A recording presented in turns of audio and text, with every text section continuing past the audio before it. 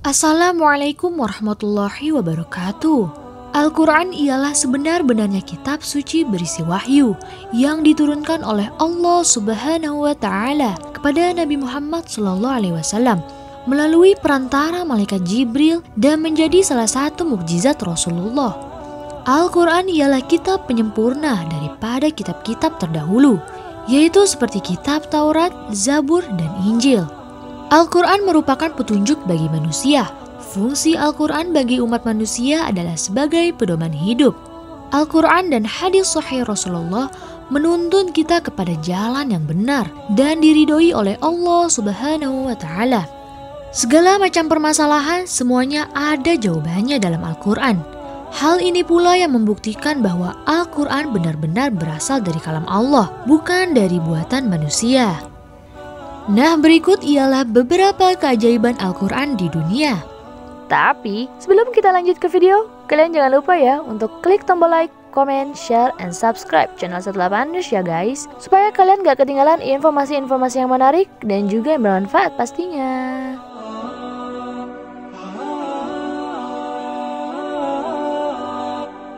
Keajaiban Al-Quran tentang fungsi otak. Selama ini kita mengenal bahwa otak ialah pusat daripada seluruh sistem tubuh kita. Hal itu terbukti dari penelitian para ilmuwan yang kemudian dituangkan dalam buku teks pelajaran di sekolah-sekolah. Sehingga kita mengetahui bahwa fungsi otak ialah sebagai kendali tubuh. Namun ternyata Allah telah menjelaskan semua itu lebih dulu sekali di dalam Al-Quran. Sebagaimana firman-Nya yang berarti, "Ketahuilah sungguh jika dia tidak berhenti berbuat demikian, niscaya kami tarik ubun-ubunnya, yaitu ubun-ubun orang yang mendustakan lagi durhaka." Quran Surah Al-Alaq ayat 15-16. Allah menyebutkan ubun-ubun orang yang mendustakan lagi durhaka. Maka jika kita ingin menjelaskannya mengenai apa maksud dari ubun-ubun tersebut, kita bisa merujuk pada ilmu anatomi dan fisiologi mengenai otak manusia. Sebagaimana dijelaskan dalam ilmu tersebut, bagian prefrontal yang mengatur fungsi khusus otak ternyata terletak pada bagian tulang tengkorak. Daerah ini yang kemudian dikenal sebagai otak besar atau cerebrum. Bagian ini adalah yang terlibat dalam pengaturan fungsi perencanaan dan permulaan gerakan, tepatnya di bagian lobi frontal dan bagian prefrontal. Dengan kata lain, cerebrum atau otak besar bertugas sebagai perencana, pendorong, dan starter daripada perilaku manusia serta yang bertanggung jawab atas perkataan jujur atau dusta. Terbukti bahwa firman Allah yang menyatakan bahwa ubun-ubun orang yang mendustakan lagi durhaka ialah penggambaran bahwasanya otak besar bagian frontal dekat dengan ubun-ubun. Bagian ini yang berfungsi untuk menentukan ucapan jujur maupun dusta. Dalam hal ini, ilmu pengetahuan baru bisa mengungkapkannya sekitar setengah abad belakangan ini. Sementara Al-Quran telah menjelaskannya lebih dulu, sejak 14 abad yang lalu.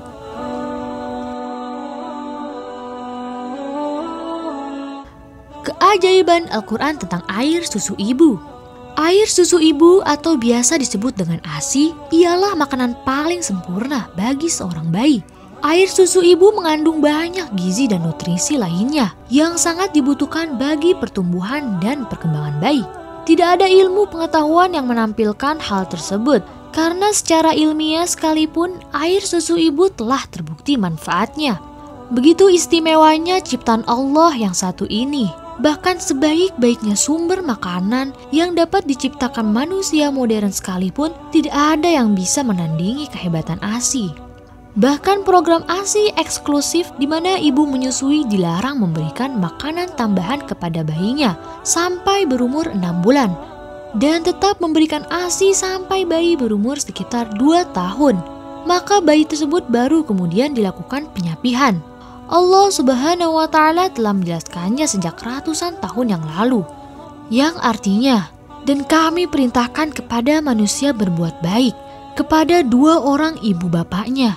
Ibunya telah mengandungnya dalam keadaan lemah yang bertambah-tambah dan menyapihnya dalam 2 tahun. Bersyukurlah kepadaku dan kepada 2 orang ibu bapakmu, hanya kepadakulah kembalimu. Quran Surah Luqman ayat 14.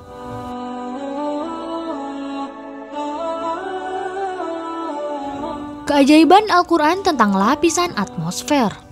Mengenai bumi yang terdiri dari berbagai lapisan atmosfer, di dalam Al-Quran Allah Subhanahu wa Ta'ala telah menjelaskannya.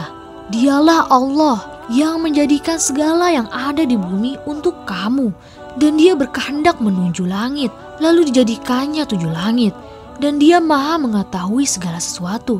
Quran Surah Al-Baqarah ayat 29. Kemudian dalam ayat lain Allah Subhanahu wa Ta'ala telah menjelaskannya pula. Kemudian Dia menuju langit, dan langit itu masih merupakan asap. Maka Dia menjadikannya 7 langit dalam 2 masa, dan Dia mewahyukan pada tiap-tiap langit urusannya. Quran Surah Fussilat ayat 11-12. Dijelaskan bahwasanya kata langit yang sering muncul dalam ayat-ayat Al-Quran ialah perumpamaan daripada langit bumi dan keseluruhan alam semesta. Dengan demikian, Allah telah menjelaskan bahwasanya bumi itu memang terdiri dari berbagai lapisan atmosfer. Adapun atmosfer yang terbentuk itu ternyata memang terdiri dari beberapa lapisan yang berbeda dan saling bertumpuk. Para ilmuwan kemudian menemukan bahwasanya hal itu memang benar, bahwa atmosfer terdiri dari beberapa lapisan dan tiap-tiap lapisan itu memiliki ciri-cirinya tersendiri. Lapisan atmosfer yang paling dekat dengan bumi ialah troposfer. Jaraknya dari bumi sekitar 6-20 km yang membentuk 90% keseluruhan massa atmosfer. Di atasnya ada stratosfer. Jarak dari bumi ialah sekitar 50 km. Di mana lapisan ozon merupakan bagian dari lapisan ini yang memungkinkan terjadinya penyerapan sinar UV. Di atas stratosfer ada mesosfer. Jarak dari bumi ialah sekitar 85 km. Kemudian termosfer, jarak dari bumi sekitar 690 km. Dan bagian terluar lagi ialah eksosfer. Jarak dari bumi sekitar 10.000 km. Maka Allah Subhanahu wa Ta'ala telah berfirman, Dia mewahyukan pada tiap-tiap langit urusannya. Quran Surah Fussilat ayat 12. Dalam ayat ini Allah telah menjelaskan bahwa dalam tiap-tiap lapisan atmosfer itu ada tugas dan fungsinya masing-masing. Hal ini terbukti setelah dilakukan penelitian. Sebagaimana contoh pada lapisan terdekat atmosfer dengan bumi, yakni troposfer, di mana pada lapisan inilah terjadi hujan, salju, dan angin. Hal ini baru diketahui setelah dilakukan penelitian, sementara Allah telah menjelaskannya lebih dulu dalam jauh-jauh hari.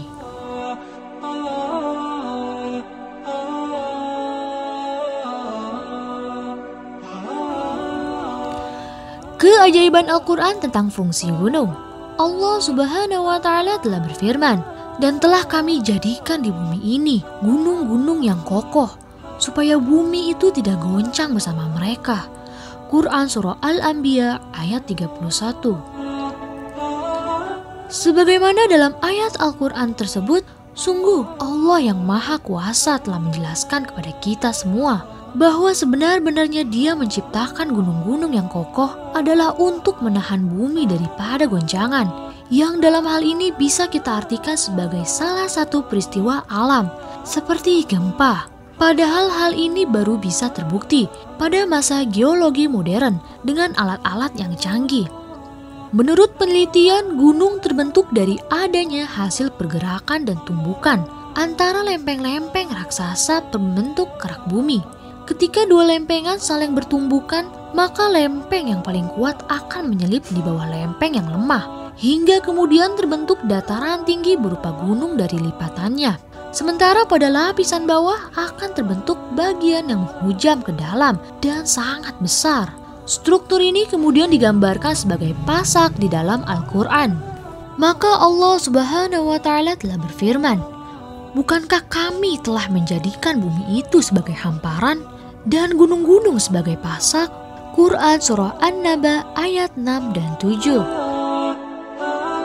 Yang mana di kemudian hari diketahui bahwa gunung dan pasaknya ialah yang menahan lempengan-lempengan bumi di bagian titik-titik pertemuannya. Dengan begitu, bumi akan tercegah dari goncangan dan tidak akan terombang-ambing karena oleh magma yang berada di lapisan paling bawahnya. Keajaiban Al-Quran tentang dasar laut. Dalam ilmu pengetahuan telah dijelaskan bahwa dalam kedalaman air laut sekitar 200 meter hampir tidak ada dijumpai cahaya. Bahkan dengan kedalaman mencapai 1 kilometer atau lebih, dipastikan tidak akan ada cahaya yang tembus ke dalam. Hal ini diketahui setelah dilakukan penelitian dengan menggunakan alat modern yang mampu menyelam sampai kedalaman terjatuh di samudera. Padahal kita jika menengok ke dalam Al-Quran, Allah telah menjelaskannya tentang kondisi lautan ini. Sebagaimana firman-Nya yang artinya, atau seperti gelap gulita di lautan yang dalam, yang diliputi oleh ombak, yang di atasnya ombak pula, di atasnya lagi awan. Gelap gulita yang tindih bertindih. Apabila dia mengeluarkan tangannya, tiadalah dia dapat melihatnya. Dan barang siapa yang tiada diberi cahaya petunjuk oleh Allah, tiadalah dia mempunyai cahaya sedikit pun. Quran Surah An-Nur ayat 40. Sungguh tiada ada yang dapat mendahului ilmu yang disampaikan Allah Subhanahu wa Ta'ala melalui Al-Quran. Bahkan sampai alat tercanggih apapun yang mampu diciptakan oleh manusia. Keajaiban Al-Quran tentang sungai di bawah laut. Beberapa waktu yang lalu kita pernah dihebohkan dengan adanya penemuan berupa sungai yang berada di dalam lautan. Secara awam kita benar-benar kesulitan untuk menjelaskan fenomena tersebut. Lantas mengapa semua itu adalah hal yang sangat luar biasa, yang bahkan seorang ilmuwan yang sangat ahli pun tidak mampu menjelaskannya? Padahal dalam Al-Quran sudah Allah jelaskan, sebagaimana firman-Nya yang artinya, akan kami perlihatkan secepatnya kepada mereka kelak bukti-bukti kebenaran kami di segenap penjuru dunia ini dan pada diri mereka sendiri sampai terang kepada mereka bahwa Al-Quran ini suatu kebenaran. Belumkah cukup bahwa Tuhan engkau itu menyaksikan segala sesuatu? Quran Surah Fussilat ayat 53. Di ayat lain Allah Subhanahu wa Ta'ala telah berfirman pula, yang artinya, dan dialah yang membiarkan dua laut mengalir berdampingan, yang ini tawar lagi segar, dan yang lain asin lagi pahit. Dan dia jadikan antara keduanya dinding dan batas yang menghalangi. Quran Surah Al-Furqan ayat 53. Dalam beberapa kitab tafsir telah dijelaskan pula bahwa ayat tentang pertemuan dua lautan namun airnya tak bercampur ini digambarkan sebagai muara sungai, di mana terjadi pertemuan antara air asin dari laut dan air tawar dari sungai. Dengan adanya penjelasan ini terbukti bahwa kuasa Allah tentu saja melebihi dari apa yang mampu dipikirkan oleh makhluknya. Bahkan untuk fenomena yang terkesan aneh demikian pun, Allah selalu mempunyai jawabannya melalui Al-Quran.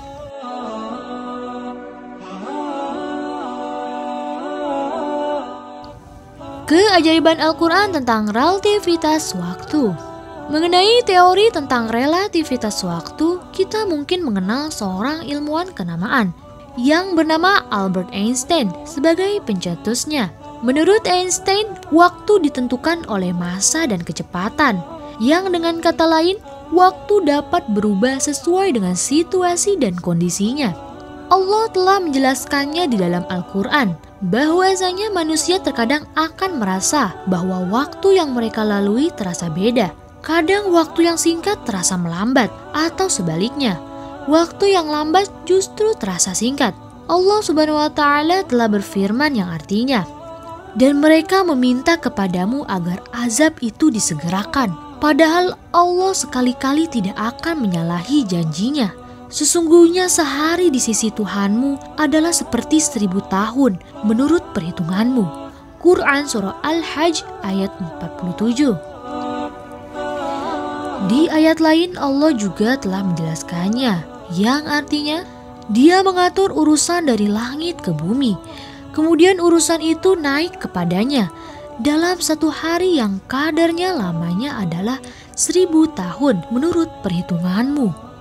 Quran Surah As-Sajdah ayat 5. Kemudian ada pula di ayat lain Allah Subhanahu wa Ta'ala telah menjelaskannya pula, yang artinya malaikat-malaikat dan Jibril naik menghadap kepada Tuhan dalam sehari yang kadarnya 50.000 tahun.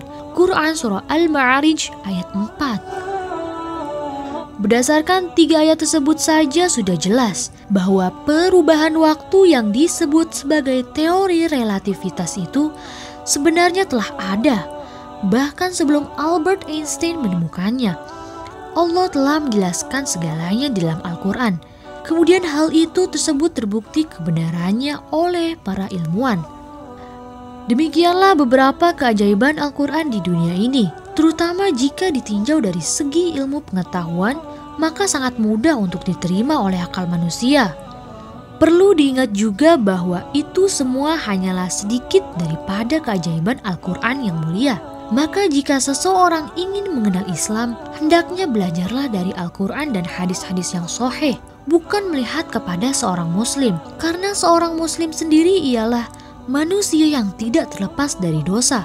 Karenanya banyak kesalahpahaman yang beredar di dunia saat ini, bahwasanya Islam ialah agama yang keras, radikal, dan berbagai hal negatif lainnya. Itu semua dikarenakan mereka melihat Islam dari manusianya, bukan dari petunjuk Allah Subhanahu wa Ta'ala di dalam Al-Quran dan hadis yang sahih. Semoga dengan mengetahui semua itu, kita bisa meningkatkan keimanan kita kepada Allah Subhanahu wa Ta'ala. Wallahu a'lam bishawab. Jangan lupa untuk terus tungguin video-video terbaru dari 18 News ya guys, yang pastinya menarik, informatif, dan kekinian. See you on next video. Wa'alaikum minkum. Wassalamualaikum warahmatullahi wabarakatuh.